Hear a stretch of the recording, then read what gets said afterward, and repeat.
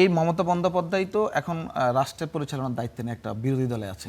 উনি বলতে যাচ্ছে বাংলাদেশ উত্তাল হবে, আবার বলছে আমাদের দেশের স্বার্থে আমি এটা বলবো না। এই যে দুই দিকের কথা, এটাতে আমি আসলে ওনার এই বিষয়টা নিয়ে আলোচনা করাটাই আমার কাছে মনে হচ্ছে আমরা একদমই দ্ব্যর্থহীন বা দ্ব্যর্থ কোন ধরনের অর্থ বহন করে না, এবং এটা আসলে অর্থবোধক না। আমরা শরীফ ওসমান হাদির উচ্চতর তদন্ত সিআইডি রিপোর্ট দেওয়ার পর আমরা আরও বেশি জানতে পারবো, এবং বাংলাদেশের বর্তমান পররাষ্ট্র মন্ত্রণালয়ের যেই কার্যক্রমগুলো ভারত সরকারের সাথে চলছে দুইজনকে ফিরিয়ে আনার জন্য, সেই কার্যক্রমগুলোতে আমরা তাদের শাস্তি নিশ্চিত করার জন্য সকল মানুষের আশা আকাঙ্ক্ষার প্রতিফলন ঘটবে যখন শরীফ ওসমান হাদির খুনিদেরকে বিচারের আওতায় আনা হয়।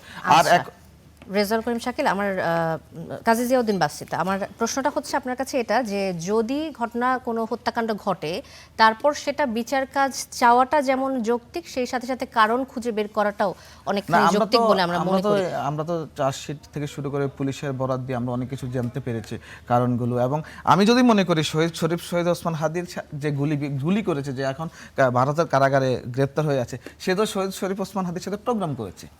আপনি দেখেননি সে কয়েকটা প্রোগ্রামে ছিল, সে তারপরে শরীফ ওসমান হাদিকে হত্যা করেছে। এটা পরিকল্পিত।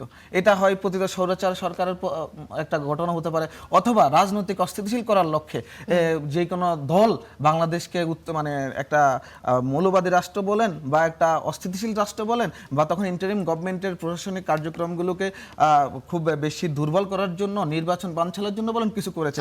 আপনি একটা সিম্পল উদাহরণ দেই, যখন ইনকিলাব মঞ্চ শরীফ ওসমান হাদির বিচারের জন্য মিছিল করতো নির্বাচনের আগে, তখন শাহবাগের লোকারণ্য হয়ে যেত।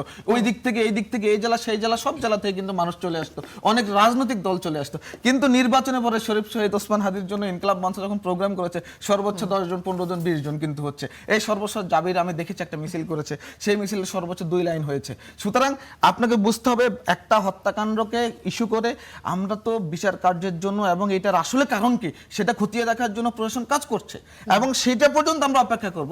এই অপেক্ষায় আমাদেরকে থাকতে হবে। এই অপেক্ষা না করে যদি আমরা আগাম কোনো আলোচনা, কোনো বক্তব্য প্রদান করে ফেলি, তাহলে তো রাষ্ট্রের আসলে একজন সচেতন নাগরিক হিসেবে রাষ্ট্রকে অস্থিতিশীল করার দায় আমার গাড়ি